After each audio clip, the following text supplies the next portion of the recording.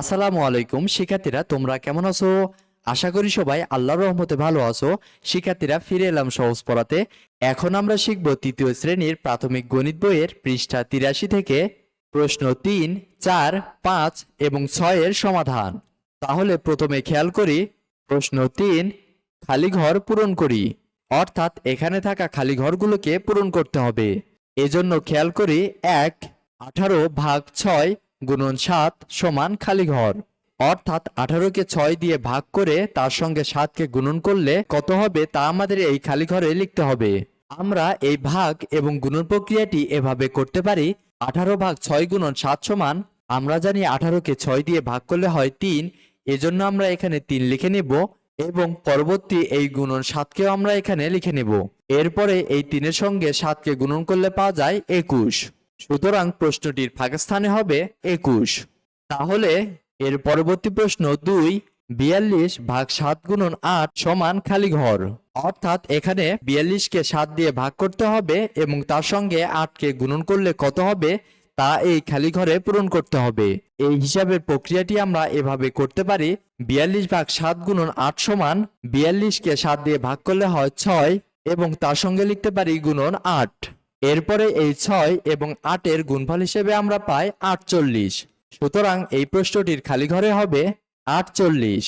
তাহলে এর পরবর্তী প্রশ্ন 3, 15 গুণন 5/3 সমান খালি ঘর। অর্থাৎ এখানে প্রথমে 15 এর সঙ্গে 5কে গুণন করতে হবে, তারপরে প্রাপ্ত গুণফলকে 3 দিয়ে ভাগ করতে হবে এবং ভাগফলকে এই খালি ঘরে লিখতে হবে। এই প্রক্রিয়াটি আমরা এভাবে লিখতে পারি। 15 গুণন 5/3 সমান 15কে 5 দিয়ে গুণন করলে পাওয়া যায় 75 এবং এর সঙ্গে লিখতে পারি ভাগ 3। এরপরে এই 75কে 3 দিয়ে ভাগ করলে পাওয়া যায় 25। সুতরাং এই প্রশ্নটির খালি ঘরে হবে 25।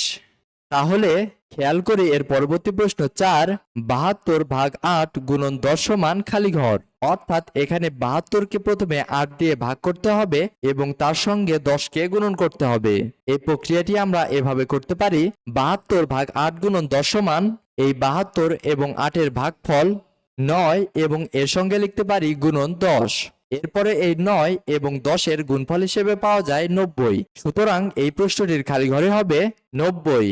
তাহলে শিক্ষার্থীরা খেয়াল করে এর পরবর্তী প্রশ্ন 4, 12 জন বন্ধু প্রত্যেকে কত টাকা করে দিলে 22 টাকা দামের 18টি খাতা কিনতে পারবে।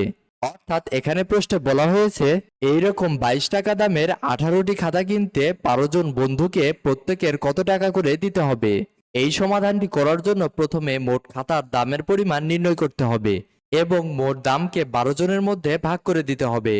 এক্ষেত্রে গাণিতিক বাক্যটি হবে একটি খাতার দাম 22 গুণন মোট খাতার সংখ্যা 18 ভাগ বন্ধুর সংখ্যা 12 সমান হিসেব করে পাওয়া যায় 33। অর্থাৎ প্রত্যেক বন্ধুকে 33 টাকা করে দিতে হবে। তাহলে এই বিষয়টি আমরা সমাধান হিসেবে এভাবে লিখতে পারি। সমাধান, একটি খাতার দাম 22 টাকা, অতএব 18টি খাতার দাম 22 গুণন 18 টাকা সমান 22 এবং 18 এর গুণফল 396 টাকা। এখানে 22 এবং 18 এর গুণন প্রক্রিয়াটি আমরা এভাবে করতে পারি। এখানে গুণক 18 এর একক স্থানীয় অঙ্ক 8 দিয়ে এই 2কে গুণন করলে পাওয়া যায় 16, যার 6কে আমরা এখানে নিচে লিখে নেব এবং হাতে রইল 1। এরপরে এই 8 দিয়ে এই 2কে গুণন করলে পাওয়া যায় 16 এবং পূর্বের হাতের 1কে যোগ করলে পাওয়া যায় 17 এবং এই যোগফল 17কে আমরা এখানে লিখে নেব। এরপরে গুণকে দশক স্থানীয় অঙ্ক 1 দিয়ে গুণন করার জন্য প্রথমে নিচে একটি শূন্য দিয়ে নেব। এরপরে 1 দিয়ে এই 2কে গুণন করলে পাওয়া যায় 2 এবং এই 1 দিয়ে এই 2কে গুণন করলে পাওয়া যায় 2। এরপরে নিচে একটি দাগ দিয়ে এই 6 এবং শূন্যকে যোগ করলে পাওয়া যায় 6, এই 7 এবং 2কে যোগ করলে পাওয়া যায় 9 এবং এই 1 এবং 2কে যোগ করলে পাওয়া যায় 3। অতএব 22 এবং 18 এর গুণফল 396। তাহলে এর পরবর্তী অংশ, যেহেতু আমরা মোট খাতার দামের পরিমাণ নির্ণয় করতে পেরেছি, এজন্য এই পরিমাণকে যদি 12 দিয়ে ভাগ করা হয় তাহলে খুব সহজে 12 জন শিক্ষার্থীর দামের পরিমাণ পাওয়া যাবে। এজন্য আমরা লিখতে পারি অতএব প্রত্যেক বন্ধুকে দিতে হবে 396/12 টাকা সমান 396 এবং 12 এর ভাগফল 33 টাকা। 12 দিয়ে 396 এর ভাগের প্রক্রিয়াটিও আমরা এভাবে করতে পারি। আমরা জানি এই 12 দিয়ে এই 39কে ভাগ করলে সর্বোচ্চ 3 বার ভাগ করা যাবে এবং সেক্ষেত্রে 12 এবং 3-এর গুণফল হিসেবে পাওয়া যায় 36। এরপরে নিচে একটি দাগ দিয়ে এই 39 থেকে 36-এর বিয়োগফল হিসেবে পাওয়া যায় 3 এবং উপরের এই 6কে আমরা এখানে নিচে লিখে নেব। এরপরে যেহেতু আমরা জানি 12 সঙ্গে 3কে গুণন করলে পাওয়া যায় 36 এবং নিচে একটি দাগ দিয়ে 36 থেকে 36-এর বিয়োগফল পাওয়া যায় 0, অর্থাৎ 12 দিয়ে 396-কে ভাগ করলে হয় 33। আশা করি আমরা এই ভাগ প্রক্রিয়া সহ পুরো সমাধানটি বুঝতে পেরেছি। তাহলে খেয়াল করে এর পরবর্তী প্রশ্ন 5, 500 টাকা 3টি নোট 15 জনের মধ্যে ভাগ করে দিলে প্রত্যেকে কত টাকা পাবে?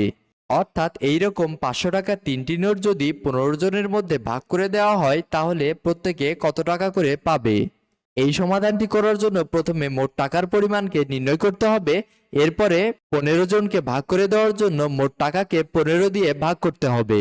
এক্ষেত্রে গাণিতিক বাক্যটি হবে 500 গুণন 3 ভাগ 15 সমান ভাগফল 100।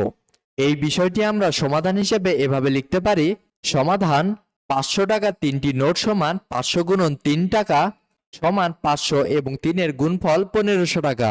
এখানে 500 এর সঙ্গে 3কে গুণন করার জন্য আমরা সহজ পদ্ধতি ব্যবহার করতে পারি। 500 সংখ্যাটির শেষে যেহেতু দুটি শূন্য রয়েছে, এজন্য এই 3 দিয়ে প্রথমে এই 5কে গুণন করে পাওয়া যায় 15 এবং পরবর্তী এই দুই শূন্যকে 15-র পাশে লিখে লেখা হয়েছে 1500, অর্থাৎ মোট টাকার পরিমাণ 1500 টাকা। এখন এই টাকাকে 15 জনের মধ্যে ভাগ করে দিলে খুব সহজে প্রত্যেকের টাকার পরিমাণ পাওয়া যাবে। এজন্য আমরা লিখতে পারি অতএব প্রত্যেকে পাবে 1500 ভাগ 15 টাকা সমান 1500 এবং 15 এর ভাগফল 100 টাকা। এই ভাগ প্রক্রিয়াটিও আমরা খুব সহজেই করতে পারি। যেহেতু 1500 সংখ্যাটির শেষে দুইটি শূন্য রয়েছে, এজন্য শূন্যগুলো ব্যতি রেখে এই 15কে আমরা এই 15 দিয়ে ভাগ করতে পারি। আমরা জানি 15কে 15 দিয়ে ভাগ করলে পাওয়া যায় 1 এবং তার সঙ্গে উপরের এই দুই শূন্যকে লিখলে পাওয়া যায় 100। সুতরাং প্রত্যেকে 100 টাকা করে পাবে। তাহলে এর পরবর্তী প্রশ্ন 6, 63 জন বন্ধু 50 টাকা হারে চাঁদা তুলে 9টি অসহায় পরিবারের মধ্যে বিতরণ করলে প্রত্যেক পরিবার কত টাকা করে পাবে? অর্থাৎ এখানে প্রশ্নে বলা হয়েছে 63 জন বন্ধু যদি 50 টাকা করে চাঁদা তোলে এবং সেই চাঁদাকে 9টি অসহায় পরিবারের মধ্যে বিতরণ করে তাহলে প্রত্যেক পরিবার কত টাকা করে পাবে? এই সমস্যাটি সমাধান করার জন্য প্রথমে মোট চাঁদার পরিমাণ নির্ণয় করে নিতে হবে এবং সেই টাকাকে 9টি পরিবারের মধ্যে বিতরণ করার জন্য 9 দিয়ে ভাগ করতে হবে। এক্ষেত্রে গাণিতিক বাক্যটি হবে বন্ধুর সংখ্যা 63 গুণন প্রত্যেকের চাঁদা দেওয়ার পরিমাণ 50 ভাগ অসহায় পরিবারের সংখ্যা 9 সমান 350 টাকা। অতএব প্রত্যেক অসহায় পরিবার 350 টাকা করে পাবে। তাহলে এই বিষয়টি আমরা সমাধান হিসেবে এভাবে লিখতে পারি, সমাধান 63 জন বন্ধু মোট চাঁদা দেয় 63 গুণন 50 টাকা সমান 3150 টাকা। এখানে 63 এবং 50-এর এই গুণন প্রক্রিয়াটি আমরা এভাবে করতে পারি, 63 গুণন 50 গুণন করার জন্য গুণক 50-এর একক স্থানীয় অঙ্ক 0 দিয়ে এই 3কে গুণন করলে পাওয়া যায় 0 এবং 0 দিয়ে এই 6কে গুণন করলে পাওয়া যায় 0 এবং পরবর্তী দশক স্থানীয় অঙ্ক 5 দিয়ে গুণন করার জন্য প্রথমে নিচে একটি 0 দিয়ে এই 5 দিয়ে এই 3কে গুণন করলে পাওয়া যায় 15, যার 5কে আমরা এখানে লিখে নিব এবং হাতে রইল 1। এরপরে 5 দিয়ে এই 6কে গুণন করলে পাওয়া যায় 30 এবং হাতের 1কে যোগ করে হয় 31। এরপরে যোগফল 31কে এখানে নিচে লিখে নেব। এরপরে এই 0 এবং 0কে যোগ করলে পাওয়া যায় 0, 5 এবং 0কে যোগ করলে পাওয়া যায় 5 এবং 31-এর সঙ্গে যেহেতু কোনো সংখ্যা যোগ করার মতো অবশিষ্ট নেই এজন্য আমরা লিখে নেব 31। তাহলে 63 এবং 50-এর গুণফল হলো 3150, অর্থাৎ মোট চাঁদার পরিমাণ 3150 টাকা। এখন এই টাকাকে 9 জন পরিবারের মধ্যে বিতরণ করে দিতে হবে। এজন্য মোট টাকাকে 9 দিয়ে ভাগ করতে হবে। তাহলে প্রত্যেক পরিবার কত টাকা পাবে তা নির্ণয় করা যাবে। এই জন্য আমরা লিখতে পারি অতএব প্রত্যেক পরিবার পাবে 3150 ভাগ 9 টাকা সমান 350 টাকা। এই ভাগ প্রক্রিয়াটি আমরা এভাবে করতে পারি, আমরা জানি 9 দিয়ে 31-এর মধ্যে ভাগ করলে সর্বোচ্চ 3 বার ভাগ করা যায় এবং সেক্ষেত্রে 9 এবং 3-এর গুণফল হিসেবে পাওয়া যায় 27। এরপরে নিচে একটি দাগ দিয়ে এই 31 থেকে 27-এর বিয়োগফল হিসেবে পাওয়া যায় 4 এবং ওপর থেকে এই 5কে এখানে লিখে পাওয়া যায় 45। এখন পুনরায় 9 দিয়ে এই 45কে ভাগ করতে হবে। আমরা জানি 45কে যদি 9 দিয়ে ভাগ করা হয় তাহলে হয় 5 এবং সেক্ষেত্রে আমরা এখানে লিখে নেব 45। এরপরে নিচে একটি দাগ দিয়ে 45 থেকে 45-এর বিয়োগফল 0। এরপরে পরবর্তী এই শূন্যকে আমরা এখানে নিচে লিখে নেব, সেক্ষেত্রে পাওয়া যায় 0। আমরা জানি 9 দিয়ে শূন্যকে ভাগ করলে যেহেতু 0 বার ভাগ করা যাবে, এজন্য আমরা এখানে লিখে নেব 0 এবং এখানেও লিখে নেব 0। এরপর নিচে একটি দাগ দিয়ে 0 থেকে 0কে বিয়োগ করলে পাওয়া যায় 0। অতএব 9 দিয়ে 3150-কে ভাগ করলে পাওয়া যায় 350।